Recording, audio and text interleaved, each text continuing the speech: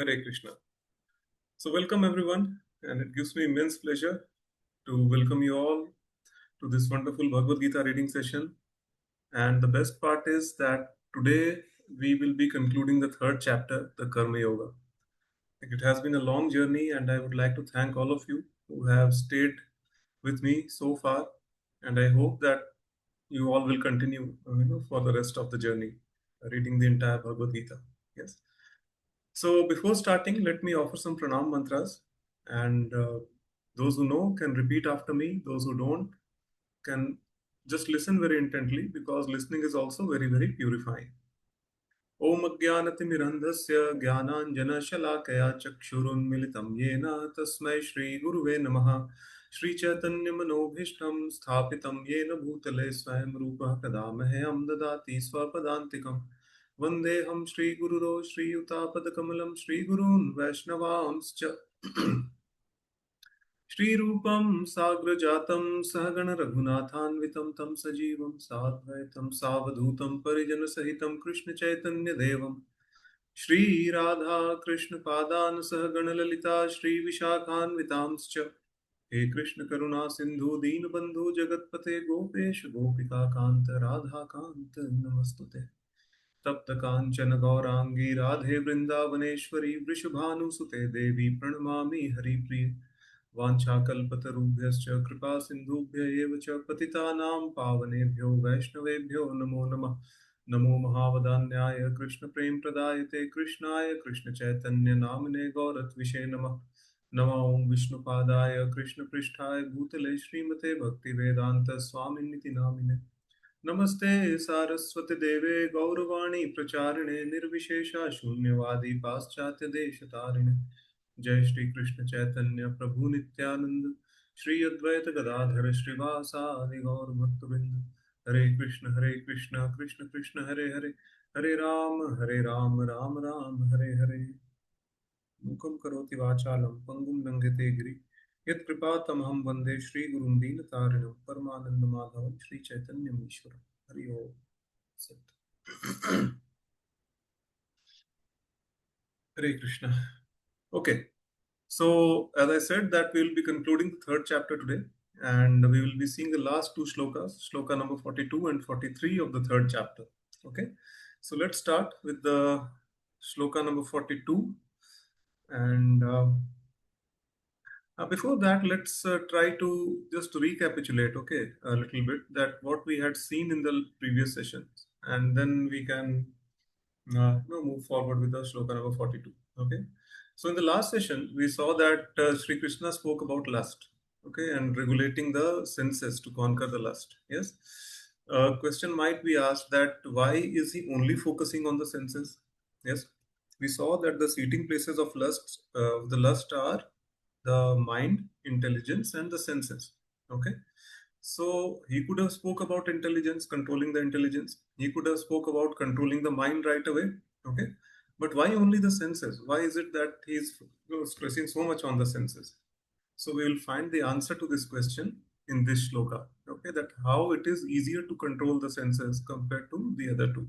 Okay, or rather, why it is easy to control. Okay, so let me just share my screen, and we can read the shloka first, and then we will try to understand it.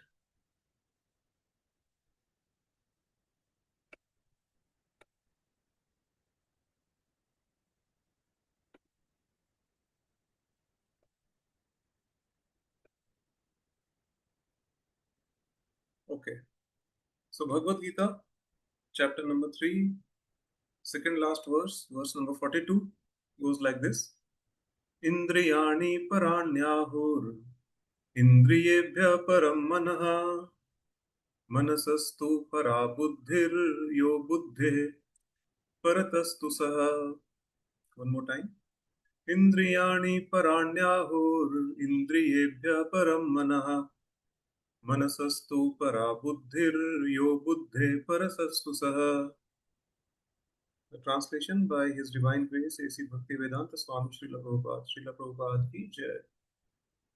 The working senses are superior to the dull matter.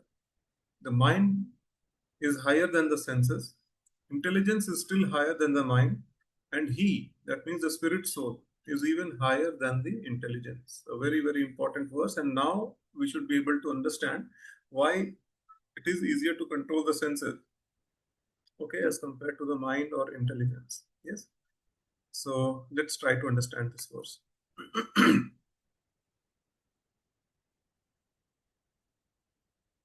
So first we'll try to focus on some of the keywords. Okay, Sri Krishna is telling us here that why regulating senses is easier compared to regulating the mind or intelligence. Okay, so first thing is Indriyani Paranyaho. Okay, that means Indriyas or the senses are superior. Superior to what?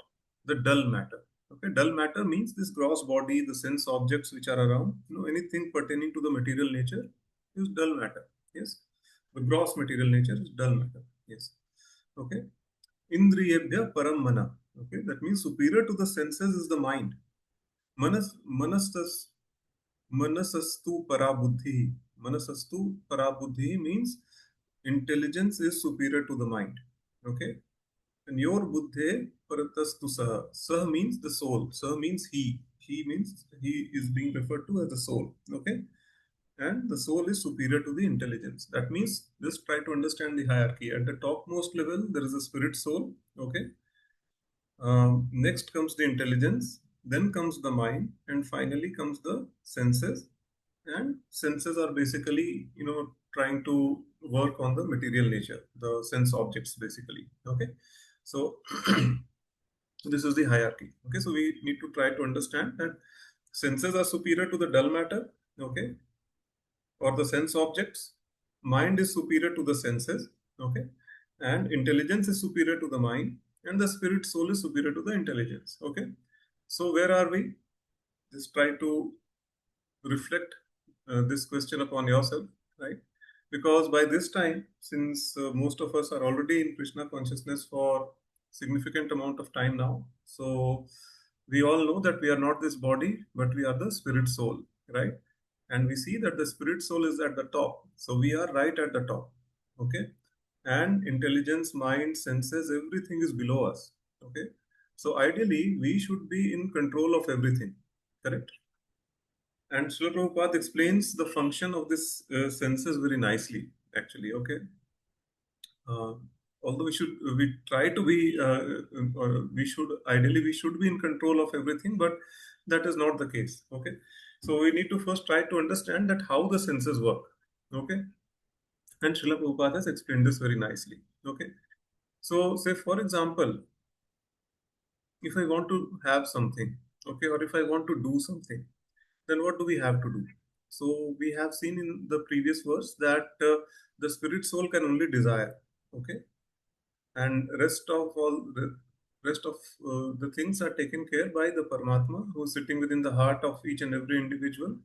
And if Paramatma sanctions that desire, the three modes of material nature, become active, and then they inspire the person to, do some actions so that they are able to fulfill the desires. Correct. So we need to understand one thing, that if I want to have something or if I want to do something, okay, then what do we have to do? Will just desiring help? No. So if I want to eat a sweet mango, okay, just by thinking like mango, mango, mango, will that mango come into my mouth or will I start relishing the taste of that mango? No, it's not going to happen that way. Yes, we need to perform some action to fulfill the desires. Okay, yes, of course, this action will be inspired by the three modes of material nature. This action will be manifested only when Paramatma within the heart sanctions that desire. Okay, but even when the sanction is there, right, we need to act by the inspiration of the three modes of material nature. We have to move the body. We need to go to the fruit vendor, buy the mango, and then eat the mango. Yes, just desiring will not help. Okay, so when we speak about the lust and its seating places, okay, the mind, intelligence, and the senses, okay, out of these three, the mind and intelligence are only in the subtle form. Okay, that means only desire can be there. The lusty desire can be there in these two places. Okay, in the mind and intelligence. Yes, but in order to execute that desire, okay, and to execute something on the gross platform, we need a vent. We need an outlet. Okay. And these senses are those vents or outlets, okay, for all the lusty activities that we have to do. Yes. Therefore, it is said that the senses are superior to the sense objects or the gross body or dead matter, okay, which is just made of earth, water, fire, air, and ether. Yes, because some amount of activity is there in the senses. So they are superior to the dead matter or dull matter. Yes. And because it has the capability to execute the desire. Okay. But there are other things which are superior to the senses, which are mind, intelligence, and the soul itself. Okay. So just think about it. Okay, in this way, that the soul or we, okay, we are the spirit soul. So we are superior to the intelligence, mind, and senses. Okay. And the symptom of the spirit soul is consciousness, right? If something is conscious, that means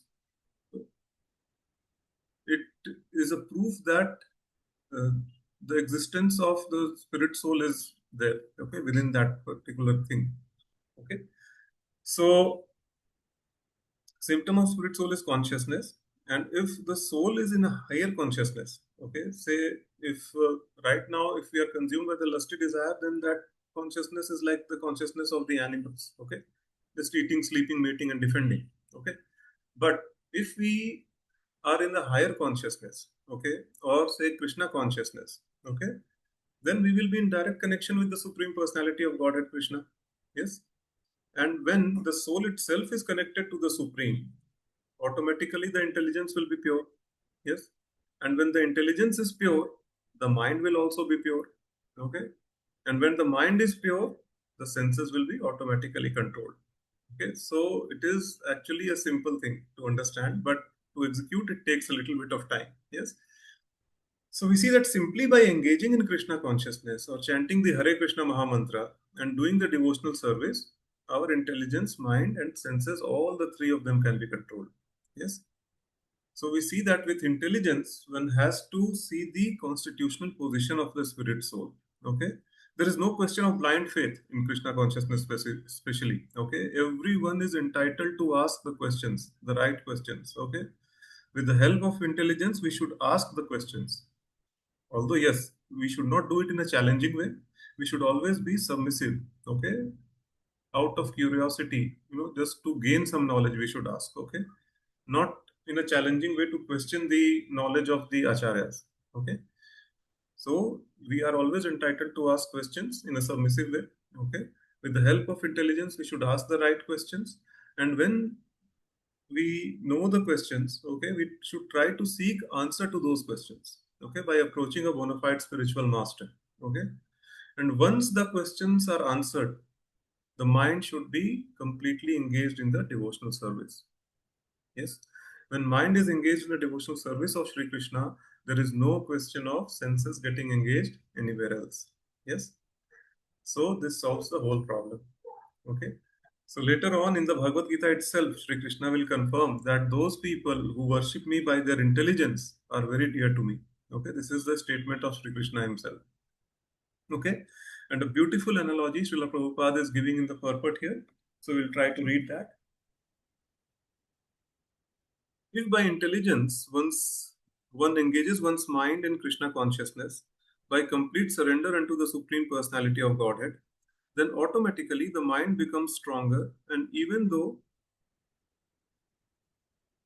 the senses are very strong like serpents, they will be no more effective than serpents with broken fangs. Yes. So no matter how poisonous a snake is, right? But if the fangs are broken, like it's not dangerous at all. Correct? Yes. So this is exactly what Srila Prabhupada is saying, that if we are engaging our mind, uh, our intelligence in Krishna consciousness, automatically mind and senses will be controlled. And even though senses are very strong, they are just like poisonous serpents if they are just let loose, okay? If they are uncontrolled. Yeah. So once they are controlled, then yes, they might be like serpents, but with broken fangs. Correct? So they are not dangerous at all. They will be automatically under our control. Yes. So we must understand that even though the soul is the master of intelligence and mind, as it is explained in this verse, still, okay, unless it is strengthened in the association of Sri Krishna, in Krishna consciousness, there is every chance of falling down due to agitated mind. right? Because mind is also very, very strong. Okay. And how to strengthen a soul in Krishna consciousness? We have to be very, very sincere in our efforts, in our sadhana, especially. Okay. We have to chant the fixed number of rounds of Hare Krishna Mahamantra every day, come what may. Okay. Something good happens in the family, we have to chant. Something bad happens in the family, we have to chant. There is no question of skipping the rounds. Okay. See, sadhana is why I'm laying so much stress on sadhana or chanting of the Hare Krishna Mahamantra, because that is the key. It is the foundation on which the whole spiritual practices are built on top of it. Yes. So our sadhana should be very strong. In that way, we have a very strong foundation and we cannot miss even a single day. Okay. Every day we have to chant the Hare Krishna Mahamantra. Okay. One should take a vrata that I'll not go to bed until I finish my fixed number of rounds. Okay. So this is how we should be engaging in Krishna consciousness or in devotional service through intelligence. Okay, by asking the right questions, seeking the answers to those questions. Okay, by approaching a bona fide spiritual master. Yes, and then chanting the fixed number of rounds regularly. We have to be very, very sincere in every effort that we are putting in spirituality. Okay, and chanting is the foundation of everything. Yes, all the services are there. Yes, but if we are not chanting properly, then our spiritual practices will not last very long. Okay, that is for sure. So chant regularly, make it a point that we will not be missing a single round. Okay, we have to chant every day, okay, without fail, and take some vrata. We will not eat till I finish my number of rounds, or I will not go to bed till I finish my number of rounds, something like that. Okay, so that will inspire us to chant regularly. Okay. So now Sri Krishna is going to continue on the same theme of lust, and finally he is going to end this chapter on the same theme of lust in the next verse. Okay, so let's read. Last verse of chapter number 3, verse number 43.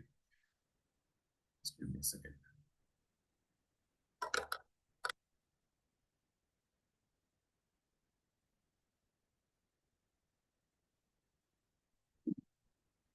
I'll share my screen again.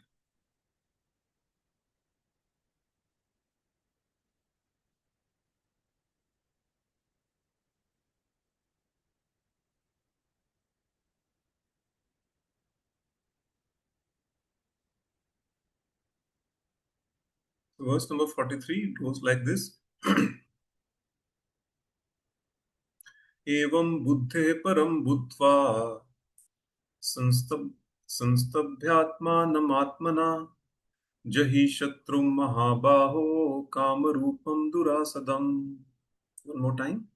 एवं बुद्धे परम बुद्ध्वा संस्तभ्यात्मानमात्मना जहि शत्रु महाबाहो कामरूपम दुरासदम. Translation. Thus, knowing oneself to be transcendental to the material senses, mind and intelligence, O mighty armed Arjun, one should steady the mind by deliberate spiritual intelligence or Krishna consciousness, and thus by spiritual strength conquer this insatiable enemy known as lust. Yes, very important point. Sri Krishna is giving a way to conquer the lust in this particular shloka. Okay, so we'll try to understand this shloka. First of all, we'll have a look at some of the important words in this shloka, and then we'll try to understand this. Evam means thus. Now he is going to give the conclusion. Okay, Buddhe param buddhva. That means know this. Buddhva means knowing. So what to know? What to know? Buddhe param. Buddhe param means the spirit soul is param or greater than intelligence. So in the previous shloka we had seen that the sense objects are there. Greater than the sense objects are the senses. Okay. Greater than the senses is the mind. Greater than the mind is intelligence, and greater than the intelligence is the spirit soul. Okay. So now here Sri Krishna is saying that the soul is greater than the intelligence. Okay. It automatically means that the soul is greater than the mind and the senses as well. Okay. So he's saying samstabhya. That means by steadying the mind, make it steady. By studying or make it steady, make steady what? Atmanam and Atmana. Atmanam means mind, and Atmana means intelligence. Okay.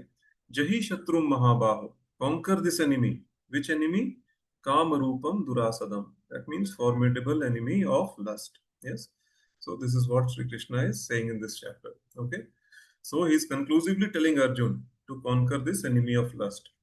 And how to do so, he is also saying this. Okay. That by cultivating Krishna consciousness or by cultivating spiritual strength. Okay. See, mind and senses are very strong. Okay. They cannot be controlled by any material effort whatsoever. Okay. Mind is subtle in nature and is constantly active even in the sleep. Yes. And that is why we have dreams. Correct.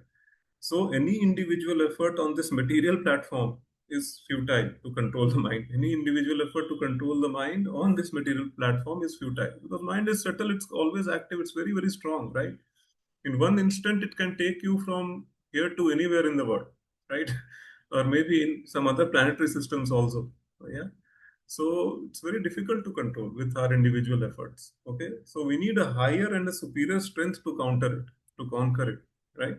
What is that superior strength? That is bhakti or devotional service or Krishna consciousness, as it is mentioned in the shloka. Yes. We have to realize that we are not this body. Okay. We are spirit souls and we are eternal parts and parcels of Sri Krishna. Okay. And therefore, we are superior to the mind, intelligence, and the senses. Okay. They are just nowhere in front of them, provided we are always situated in the right consciousness. Okay. Being fully aware of this fact that, okay, we are the part and parcels of Krishna, we are superior to the mind, intelligence, and the senses, we should start rendering devotional service to Sri Krishna. We should start bhakti. Okay. We should start at least trying to be Krishna conscious. Okay.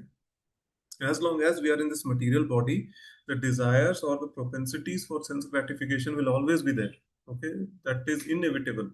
That is the reason why the senses have been provided to us, right? So that we are able to enjoy the sense objects around us. Okay, the desire to dominate the resources of this material nature will always be there as long as we are in this material body. Okay, and this very desire is the greatest enemy of the spirit soul. Okay, this very desire, this lusty desire actually binds the spirit soul and keeps it in the cycle of birth and death eternally. Okay. So we have to break this cycle. That is the ultimate goal of human life. Okay. So in order to do so, we have to try to cultivate Krishna consciousness and we have to serve Sri Krishna with devotion. Okay. Because by the strength of Krishna consciousness, it is possible to control the mind and the senses as Sri Krishna is telling in this particular verse. Okay, one may not give up work or prescribed duties. Okay, all of a sudden, like it doesn't mean that okay, I want to be Krishna conscious, so I just say if I'm a householder, I leave back my family, I leave back my work, and I simply, become what to say, a renunciant right away. So that is not required, and that is also not suggested by the scriptures in the Kali Yuga. Okay, taking up the renounced order of life or sannyas is not a joke, right? And it is well, not encouraged in the Shastras in the age of Kali Yuga. Yes. Okay. So slowly and gradually, we have to start developing Krishna consciousness. Okay. One can be situated in the transcendental platform without being influenced by the material senses and the mind. We have to do it in a slow and gradual way. And the best thing is, it is in this age of Kali Yuga, this process has been made very simple. Simply by chanting the Hare Krishna Mahamantra, Hare Krishna, Krishna Krishna, Hare Hare, Hare Ram, Ram Ram, Hare Hare. Automatically, over a period of time, we will be Krishna conscious. Yes, the only requirement is that we have to be very sincere from our side. Okay, sincerely, we have to chant the fixed number of rounds, okay, as I mentioned some time before. Okay, so this is the sum and substance of the Karma Yoga.